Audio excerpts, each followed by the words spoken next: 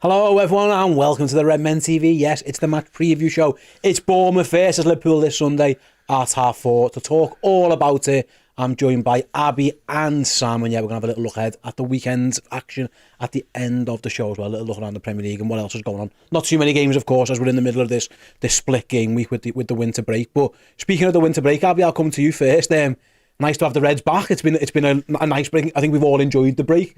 It was a bit chaotic, but yeah, it's good to have them back. But it is a relatively tough game to come back after a little break too. Yeah, it's a difficult game, but it's probably a good one to get people into. I mean, we've got a few injuries at the minute. We might have even more, but I'm excited for it. Last weekend without the Reds, it's boring. It is boring, and then when you're watching Man City as well, it's not nice. So excited to finally get to watch us play. See how we do and who plays where as well. I think we saw Sam against Fulham. Like there were a couple of tanks that were maybe empty. A couple of lads who could do with a little bit of a break, and they've all had it now. You know, Trent's been catwalking in Milan. We've had lads in Dubai. They've all been away. I think Diaz and Nunes both went back to their own former clubs in Portugal and things like that. It feels like almost the mental break Jürgen spoke about at the press conference here. You know, the lads have all been away. They've had a nice time. It's almost like that. That's like your base camps to now kick on, because it's going to be a relentless end of the season. If Liverpool keep doing well in cup competitions, and there's a semi-final, there's a game against Norwich they should win, there's a Europa League campaign to win as well, it's going to be relentless. So as much as we've enjoyed the break, it looked like it was a very much needed for a couple of reasons. Yeah, and one of the things I do worry about with us is that we have too long a break sometimes. So although I'm sure the players would like to have those extra 2-3 days off, I actually think maybe that shorter break of five days, I think they all got off, will actually serve as well, because it's not too much. It's not like 9 days where you can go to Jamaica for a week and it's literally like a summer holiday. Oh, so I'm a football player, but I get back to it. They've probably still had their mind on the game mid-season a little bit, which will have kept them sharp. And I think with it falling between the semi-finals has been a good thing as well, because them two games feel like hard work no matter where they go. So splitting them up nicely, and the fact that the FA Cup draw, without being too disrespectful to Norwich, although we batter them every time, is that it's been kind to us. We're at Anfield, so it's come at a good time, and it gives them a little bit of an opportunity to sort of freshen up before a difficult game we've got at the weekend. You mentioned there, Abby, like I say, it's not the hardest game in terms of the league table, but it's an away game against a team who were in decent form, and it'll be interesting to see how Bournemouth react to a break, because they've been on this big win and run, then they got beat by Spurs, and it almost feels when you're in such good form, maybe they would have wanted to keep it. They're not like Liverpool where they're playing every midweek, really. They had a relatively tough schedule in the Christmas period, but it feels like the break might have come at a bad time for them, because they felt like they had such a poor start to the season, and then around November they really turned it around, wins after wins after wins, and then they lost, and then they haven't played for a while. It feels like maybe there's a chance Liverpool catch them cold, because if you'd have played this game 3 weeks ago, they were probably one of the most informed teams in the league. Yeah, well, that's the thing. Like you've just said, if we'd have played them a few weeks ago when they were in that run, you might be a bit more worried, but it sort of broke them up a little bit, hasn't it? It slowed them down. It's probably give them more time to think about it, maybe, which isn't always a good thing. I think it's probably a good time for us to play them, to be honest. I mean, obviously Solanke's on good form, isn't he? But apart from that, I think we should have what it takes to deal with that. I mean, despite our own injuries, but yeah, hopefully they might have slowed down a little bit, and it might give them a little bit too much time to think about it. I'm just looking, because obviously they got battered by Man City in November, then they beat Newcastle, they beat Sheffield United, they drew with Villa, which is a good result all told, beat Palace, battered Man United, beat Nottingham Forest, beat Fulham. They were on a really good run. Then it got ended, obviously Spurs beat them, and then they've obviously had the FA Cup where they had to come from behind, I think, didn't they, to beat QPR 3-2. So it feels like that they're obviously a team that we have to be wary of, and now we'll go through their team, Sam. Now, we talk about AFCON and what Liverpool have lost to AFCON with Mo Salah, and obviously his injury, and we might touch on that later, although it doesn't really impact this game. He wasn't going to play anyway. They've lost Semenyo, and they've lost Uatara, whose name I really struggle with. They've also lost Lloyd Kelly, their left back, and Kerkez is a doubt. It feels like they're in a bit of a similar situation as Liverpool, really, Bournemouth, where they've got maybe, especially in one position as well, like all their left backs are out at the moment. But also without Semenyo in particular, it feels like it's a different Bournemouth team than the one that other teams have had to deal with recently. Yeah, very much so. And I think we found this with Fulham when we played them in the Cup as well. I think with these Premier League teams who don't play in Europe, they have a squad of 16, 17 players who they can basically pick from. Beyond that, you're looking at real youth prospects or older players or third goalies. So I think when we lose 4 or 5 players, we feel like we're suffering, that we're struggling, but actually our squad's built to cope with that for a short period of time. And I think that's what we've been seeing recently. I think when a team like Bournemouth, or as we saw Fulham, loses 5, 6 players or 4 or 5 players for whatever reason, you do see it. And it might not be initially in the game, but it's when you get into those last 20 minutes when they can't bring on someone who's got the experience or the same sort of quality, when they're on their bare 11, 12 players, or they're bringing on players who aren't going to improve their starting 11. I think that's where you see it. And look, Semenya's been one of the success stories this year. A big part of their upturn in form has come from him. One thing I just will say is that it's something that we need to start doing more as a fan base is when we look at our team and how AFCON affects us, look around the league. Pretty much every team, I think bar Man City, are in some way are affected by AFCON. Even Arsenal, some of their subs are away with it. So, be careful that when you sort of hammering us too much, because it does affect every team. And we've lost one player, it just happens to be the best player. And then one to Asia. Asia. But it's not that bad. I mean, there was a period where we had 3 or 4 going, didn't we? Yeah, absolutely. It's worth mentioning. Like, they're 2 big losses for Bournemouth as well. Massive. On that, again, we'll see how they are with I think Kirkes is the closest. He played Tavernier at left back against QPR, but if they have got a problem on that right hand side, Abi, we've just mentioned Mo Salah. The latest on him, by the way, Jürgen spoke at his press conference, said we think he's got hamstring, we're waiting for the Egypt, so there's no real update on him. We knew we weren't going to have him anyway. It is interesting that you're the one to Salah in that match, because it could have been against like Bournemouth's 4th choice at left back if you asked them if everyone's fit and what they were doing. Maybe depends what could they use. Whose name I struggle every time. Uatsura. Yeah. They used him, whose name were at left back a couple of times. Whoever plays on the right hand side is going to be up against the backup. I think Tavernier played there the other day. It is one that you could do with having Mo, but also you back any of our lads to win that battle anyway. Especially if it is against like someone who's maybe out of position, hasn't played too often.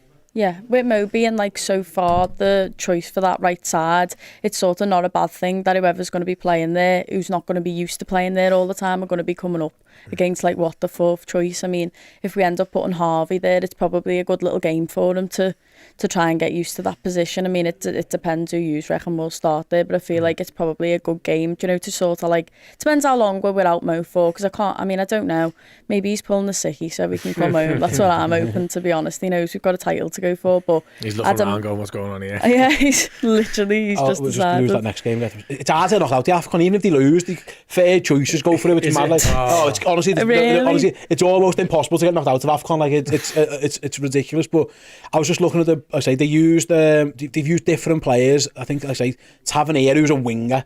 He's a right winger for most of the time. He ends up, look at all the games there he's played on the wing. He would only end up playing left back against QPR. Now it's different against QPR. He actually scored. But you'd think, if you're a Jota or an Elliott or a Nunes or a Diaz, whoever plays on that right hand side, that's one thing, Tam, you'd be looking at going, we've got our own AFCON issues, but you've got some. That's Semenyo. There's no worrying maybe about getting back as much because they've lost his pace. That could be a real area Liverpool target, Bournemouth. Oh, definitely. And whether we start with, as Abi says, Elliott there and bring 2 forwards on, which is not a bad idea to impact the game later on, or whether we start with a Diaz or a Jota there from the right, it's going to cause all kinds of problems for their left back, whoever it is. I think the same going forward as well. Like, we're going to probably have Conor Bradley right back, you'd imagine, wouldn't you? And for him, not having that flying left back, or whatever his name is, flying at you, going around the outside of the wide left player, is also something that will benefit us.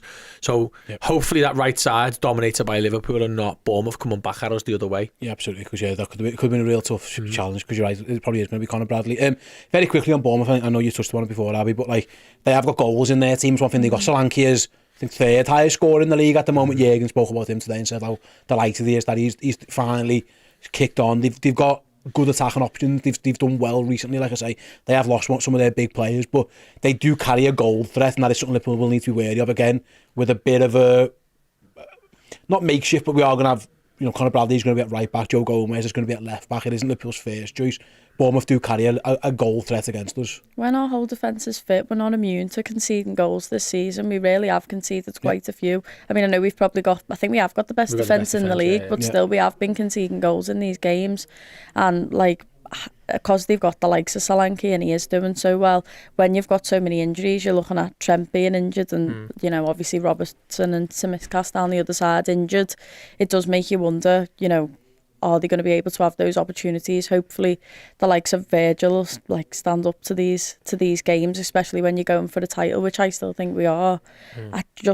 I just do think that we're going to concede. I think that's just something that we've just got to accept when we've got injuries like this, that we are. We've just got to, it's got to be like a few seasons ago, we've just got to try and outscore them. That's how I see this game. Absolutely. Do you think we've played them twice? This is going to be the third meeting, Sam. Obviously, we beat them in the league, and you know, that was the game where Alexis got the red card.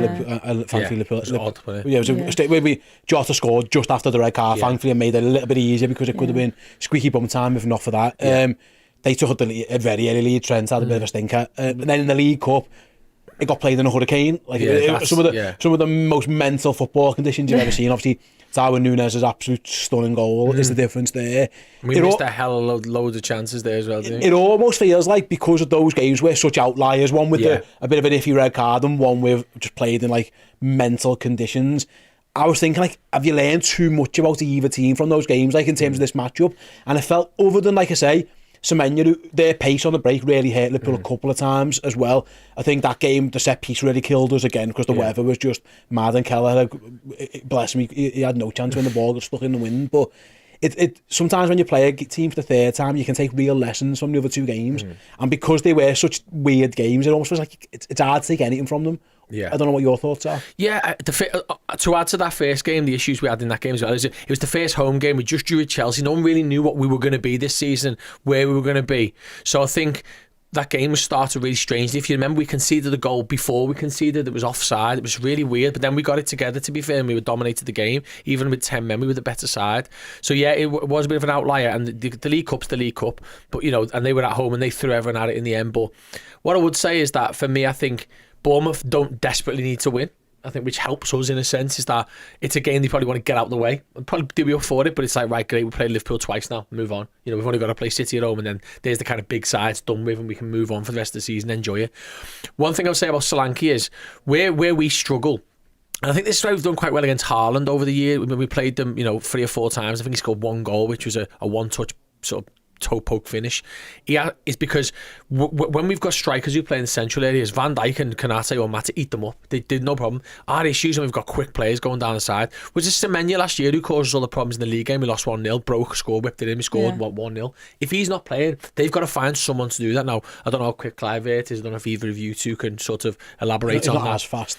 Or whoever else they've got on top. And Billing's not the quickest, is he? The big strong players. But I think where I'm quite confident in the game is I think we've got loads of explosiveness going forward, even from Curtis and Gravenberch, and you know, you mentioned Elliott and the 4 forwards.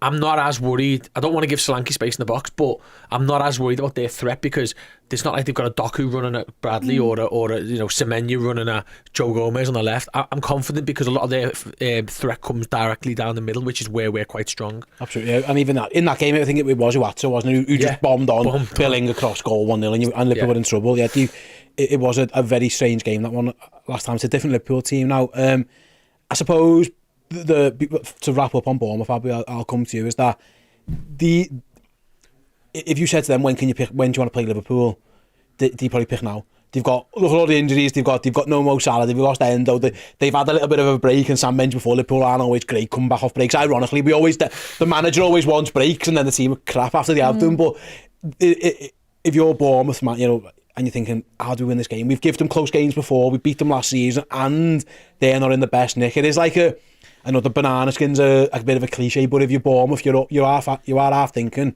this isn't the worst time to be getting the Reds here.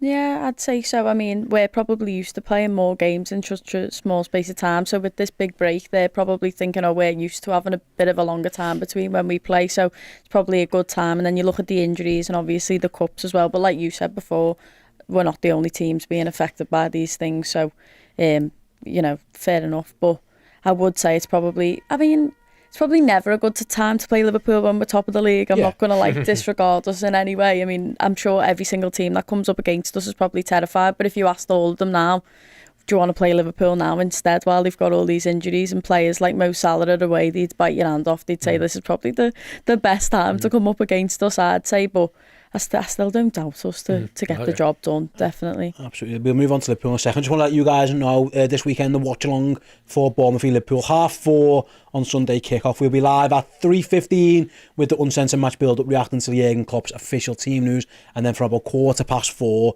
you'll have Paul and Chris in the studio guiding you through the whole game. So yeah, do come and check that out. And like I say, if you want all the post-game coverage as well, that'll be on YouTube and over on redmenplus.com. If you sign up to redmenplus.com, by the way, use the promo code Klopp, you'll get a month for nothing. If you sign up as a monthly captain, use that promo code Klopp. They get it for nothing for a month. So go and check it out if you fancy it. Yeah, all the post-game stuff, into-match reaction, player ratings, all there as well.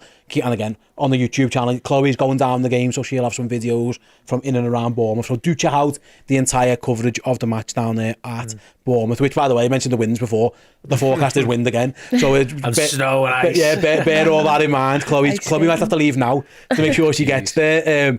Yeah, Liam says there, Bournemouth has got a wind warning for Sunday on the. So yeah, could be similar conditions. We'll find out, which might be a bit of a leveler. I'll add something just very quickly there, Steve, that Abi said that I thought was dead interesting. Is, did you see that little clip that went out of Gary O'Neill? I don't know if he was on Monday Night Football, and he talked about how in the week he worked on beating Bournemouth and passing through the lines and all that, and it made me think. And we've played Arsenal a couple of times where they've had a week off recently, and they've hammered set pieces and throw-ins at their place against us. And I think a lot of these smaller teams, I say small, that's unfair, these lower end Premier League teams that aren't in Europe spend the whole week practicing a way of playing against you, and we never really get that. It's like we've got to do what we do, and we've got to do it really well and improve on it and do it better and take into a little bit of account the set piece and stuff like that. But this time we actually get the opportunity to look at how Bournemouth play and sort of put a game plan in place to play against them, because we've had the time. We never get the time, and so hopefully that will help, because it might combat because Bournemouth will definitely be doing that. Yeah, and you'd think Jurgen's he probably will have done. He'd had time to do that. They've all been on holiday, but they've been back since Wednesday. Yeah. So maybe they have done a little bit more research on Bournemouth. You're right. Let's talk about the Reds then. We've done the Bournemouth part of it. I'll start with you, Sam. Obviously, injury news wise, it's as it was, really. The only one we thought might have had a chance was Szoboszlai. Jurgen's ruled him out today.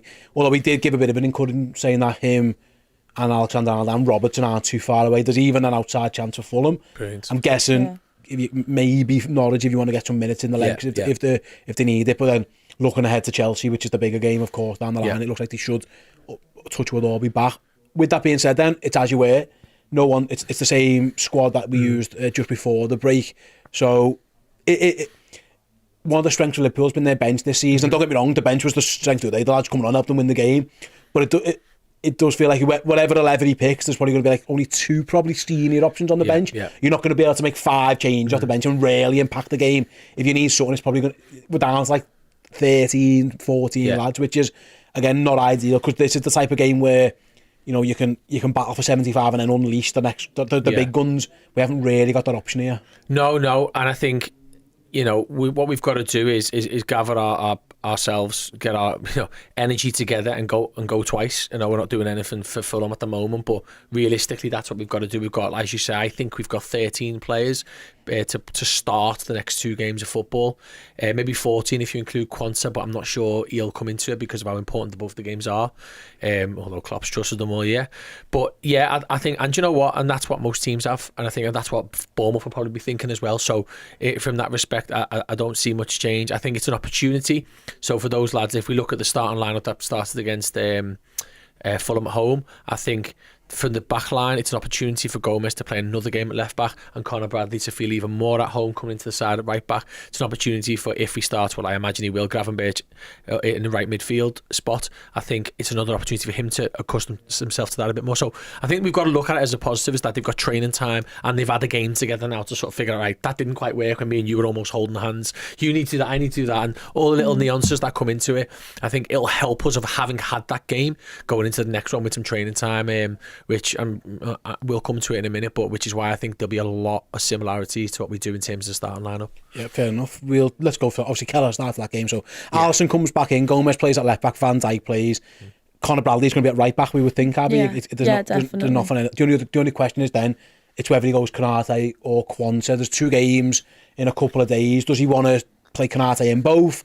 Does he use Quansah here and Konate midweek, or flip it round? What do you see him doing a centre back? I can't see in a Premier League title race like this, where there's a game in the league where you're starting Bradley and Quansah together in that game. I just can't see that happening. And I understand that, like, with Bradley, injuries are an opportunity for these young players to get their chance and to shine. And I'd start him, but I don't think you can then go and put Quansah in. I think you've got to go solid, and you've got to go with Konate, like you tried and trusted. And I know Quansah has this season, he has showed it, but I just don't think, I think he needs a lot of senior players around him, and I think that always makes him look better in a lot of ways. So I'd probably go Konate. I think I agree. I think I wouldn't be shocked if we saw Quansah against Fulham, especially. But they will have to leave. I suppose as well, like Conor Bradley's been, he's played 1.5 games or whatever, Sam, and he's looked all right. He has, but I can guarantee you now, Ola and Bournemouth are saying, there we go. Yeah. Like if you're big, I mean, teams target us there anyway because Trent's positioning sometimes changes. They are going to have a big bullseye on Conor Bradley, and they're going to say, have a go. And not to be fair to him, Fulham tried it and didn't get too much joy. Arsenal tried it, didn't get too much joy.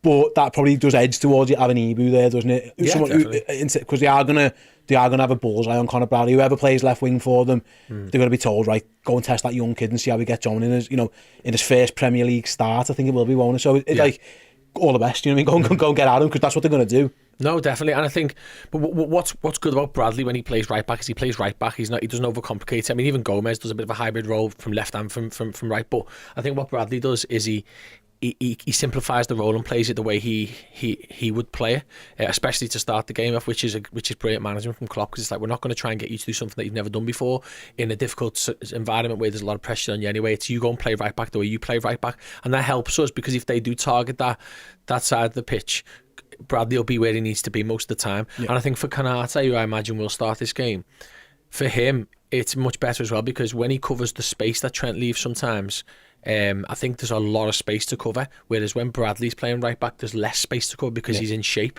So I think he'll benefit everyone. And from an aerial perspective, Jimenez is a nightmare. I'm just going back to the last game, whereas although Solanke is a big lad, I think we'll dominate him in the air. He wants to do his feet. He does not want that ball lumped up from the when we press. The minute they go long, we're winning. Kiefer Moore's the one. If they want to go long, that's what they stick him. He can't play. No, they won't start. But if it is going to be, by the way, and the forecast is as bad, that could be an option later on if it is going to be played in another hurricane. But yeah, you're right. And I'm with you. I think it should be Konate. I think it makes sense. I think it helps everybody out, and he's been in great form. Yeah, he really has. He's been fantastic since he's been back. Midfield, then McAllister plays in the DM. We know that Endo's away. Curtis starts, doesn't he? He's just on the team sheet now. Best player at the moment, mate. He probably is. Yeah, he's genuinely. Yeah, he might be. Yeah, flying the flag. Absolutely. Here's the question, and it's the right hand side of the midfield. I'll start with you, because Elliott played right wing against Fulham. He played right wing for a bit against Arsenal. Jürgen changed it. So that's 2 goals he's give Elliott right wing now, and it hasn't quite worked for anybody. He's either been taken off or obviously he had to go move position. So on that right hand side of the midfield, without Szoboszlai, the options are Elliott, Gravenberch, maybe Cody Gakpo if you want to play that game, and then otherwise you're looking at like a Bobby Clark or something, which I just don't think is going to happen. So Sam kind of tipped us up before and said he thinks it might be Gravenberch. I personally think it might be Elliott. Do you? And I think he might start 3 forwards up front. But what do you think he'll do on that right hand side? To be honest with you, I still think he might put Elliott in Salah's place. To be honest, I think he might still push with him in that position and then put Gravenberch there. That's how I see it. He could do Gravenberch. If he looks low on confidence, like he needs the game time. He does, but this is the risk of what you said before, Abs, is that when it's league titles, when you can't be kind to people, you can't just give them minutes because they need them. You need to win the game. And I do wonder, again, the break might do a bit of good, but I think what we've seen recently of Ryan Gravenberch, if you're picking this team on form, he probably wouldn't be in it. But like you say, if you think he's going to go Harvey on the right hand side, then he hasn't really got any other options. So are you worried about what you've seen of Gravenberch in the last couple of weeks? Because it hasn't been great. No, it's not been great. It's not exactly what I was expecting from him. Like, he gets dispossessed really easy. Sometimes he'll try little things and it doesn't come off, and it just looks like he gets the ball stuck to his feet sometimes, and it's awkward the way he plays. Feels a little bit awkward when you're watching him with the ball.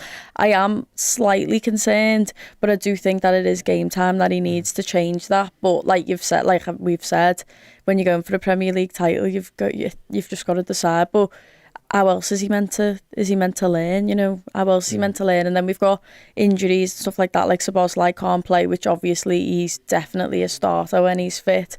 So these are the opportunities for these players to come in and prove themselves. But it is a big game when you're top of the league. The Gravenberch one, I think it's interesting because obviously he's not a young player anymore in the sense that he's had all the time at Ajax. But I think having almost a year off of and then going back to being a young player at Bayern, he's almost become that. So when you see young players come into the first team who've got loads of talent, they have a bit of an impact to begin with. We're seeing this probably at Man United with that Man News, where you have an instant impact where what you do, your talent shows, and then what happens is little things, details change, other managers get onto you, other players start to see what you're about, things like that. So that happened with Gravenberch. He came into the team when we signed him and looked fantastic, looked sharp. And what's happened now is it's caught up with him a little bit, and he's almost having to have that second wind. So I think now we're seeing that young player sort of dropping back a couple of steps to rebuild. I agree with you. I think he does look like, you know, he's losing possession quite easily. I think what works with Elliot on the right, when we played against West Ham, Elliot was on the right and he was sort of drifting in a similar way to Salah does, but in his own manner. And Szoboszlai was going around the outside and creating the width, and it was really good. We kept getting into the inside of the West Ham's left channel. Ryan Gravenberch wasn't doing that against Fulham, and that clogged up the inside. Like I said to you before, they were almost holding hands. Then Bradley didn't know where to put himself either. Yeah. I think if Gravenberch can do that and just literally just take the run, even if you just decoy running it, you're creating space and it helps Elliot then.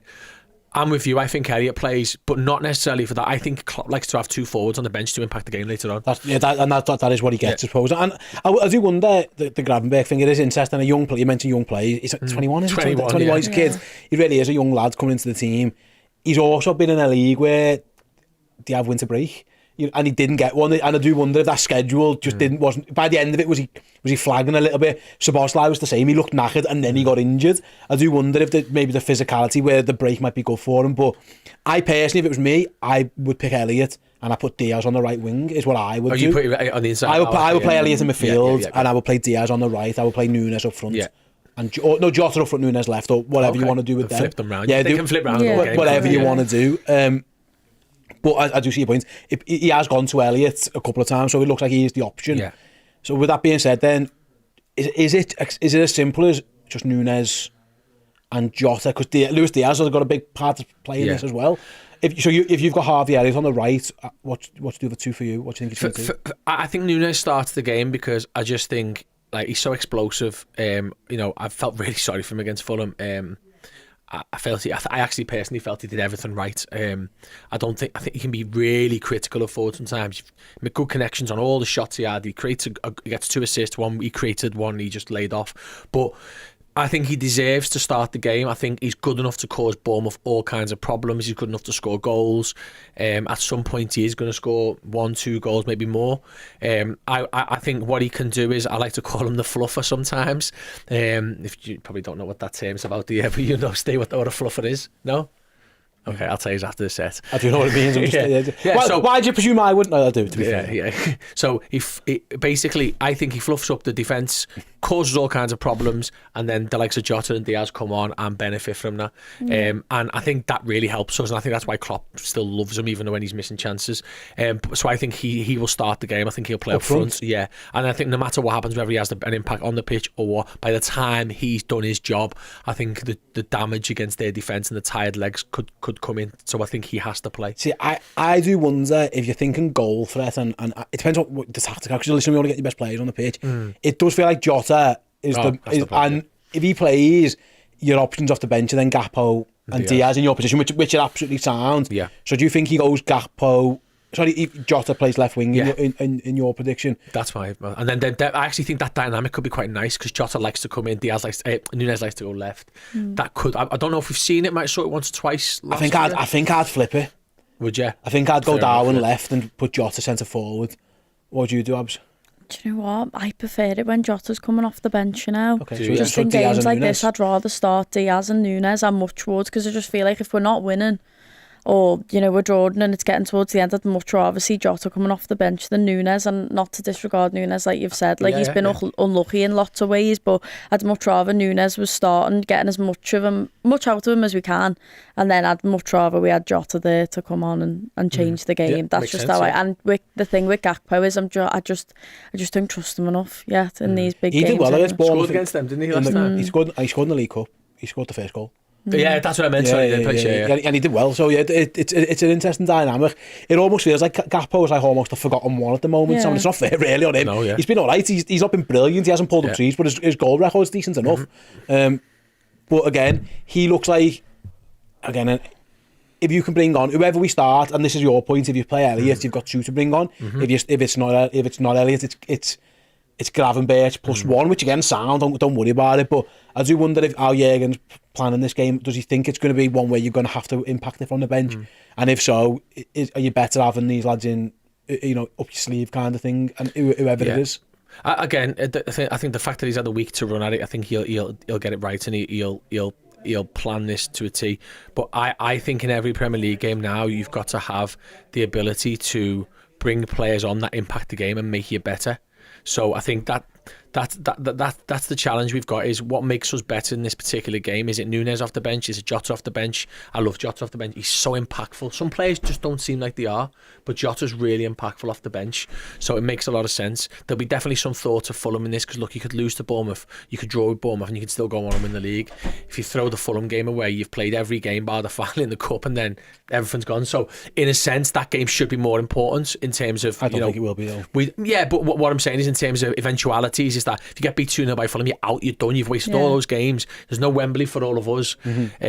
And if you lose to Bournemouth, it's catastrophic in terms of where we're at, but you can recover that. You can beat City at home, and you've made that up. Do you know what I mean? So it's interesting. I do think both of these games will sit together in terms of his plan. Then it'll be who's there, who's over the age of 16 and under the age of 20. I think he'll go strong in both of them, and then with the Norwich game, it'll be whatever it is. What it is. Let's have a little look around the Premier League then before we start wrapping up, because obviously we're midway through the split game week, of course, with the winter break. So already in this game week per se, we saw Burnley and Luton draw, Chelsea beat Fulham, obviously City back on track with Kevin De Bruyne beating Newcastle, Everton drew with Villa, and obviously United Tottenham was a draw as well. This game week, Arsenal Palace, that is one that Liverpool fans will be looking at.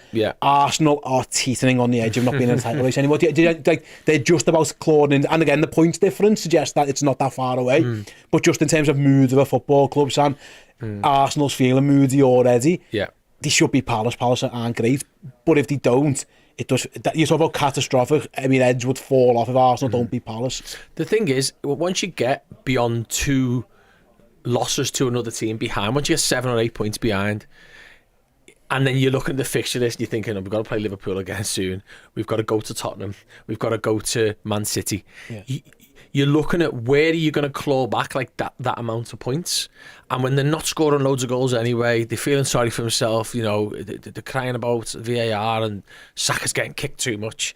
It just implodes on itself, doesn't it? So I think they'll be fine this weekend, but I tell you what, if they don't win that game, especially with Palace being poor at the minute, so if they're not winning that game, it's the R12 thing as well. We always moan about them. They've got to deal with it this week. At least at home. If it was Palace away, you'd be like, but they should win. Brentford, the return of Even Tony against Nottingham Forest. That's one worth watching on Saturday night. I'd be shocked if he doesn't score. I might put a fiver on that himself. I'm sure he has, No, he probably hasn't. Did you see that one that come and said, Ivan Toney can't wait to get back playing for Brentford for his 2-2 draw with Forest. He's got himself a 2-1. Sheffield United host West Ham, a game they really could do with winning. Obviously we play Bournemouth, and then Brighton Wolves is an interesting one as well. Every game this weekend's boss, isn't it? Even last weekend, I enjoy every single fixture of these 2 weeks. They're all big. They've got something on the line. That's where we're at now, because I was looking at the detail before. Actually, there are very few teams, Abby, other than say Chelsea, Newcastle, Wolves, Bournemouth, Fulham. There's not too much of a mid-table. Everyone's down the, especially with the points deductions that Everton have got. Obviously, Forest are about to get. Even Brentford are not out of the relegation battle. They got games in hand, but one's City away, which they're probably going to lose, and one's this weekend. It's a tough one. So it does feel like the Premier League, it's really, there's not much of a mid-table anymore, which is making it an interesting watch, because like Sam says, every single one of these games has got quite a lot riding on it for somebody. No, definitely. You look towards the bottom of the table and it's so tight, and then you look up the other end and it's so tight as well. Tottenham are 5 points. Tottenham are 5th and 5 points off top. It is It is so mad, like it's so competitive. Did you see Neville said he reckons they're going to finish second? He done well there, didn't he? Carragher had to go on him about that on the... He's just them lot. He's calling us them lot again. Once he's calling us them lot, mate, disregard it. Have they played the game more, Steve? Who's the Spurs? Yeah, they played that game last week with United. So hopefully, we can... Well, if Liverpool win, what the bonus is, if Liverpool win, obviously they'll go to 48 points. They'd have a 5-point gap on Manchester City. Obviously, City would have that game in hand, which is Brentford. Brentford, of course, the problem was clear regardless, won't we not? Because of Villa, because they drew, didn't they? So am I right in saying if we win, we go 5 points clear? We are, yeah. Villa of everyone, though. Yeah, of everyone, yeah. Well, it depends on Arsenal again. If they win, then you'd be 5 points clear of them again. So because if we expect that they win, that's a big gap. Even what it means, Abi, I know City will have that game in hand, and I always hate City having game in hand. It winds me up no end because we're looking at the league table, but it's a big opportunity for Liverpool to start again, go fast, get that gap, because at some point City, the half-look is about to come again. The return of De Bruyne, you can't even quantify how big that is for them. His haircut's horrendous. I like it. Did you see it? He looked like every lead male in every 90s American sitcom. Exactly. Like Zach Morris, like everything, all those kind of stuff. But fair enough, we might support haircuts anyway. I mean, this is like, this is not, I'm not the man for that. But anyway, but his footy's brilliant. You see how much of an impact he's had. They're probably going to go on a run soon. Liverpool could do with as much of this buffer as they can possibly get. Yeah. It's a massive opportunity for the Reds. Just go, you know what?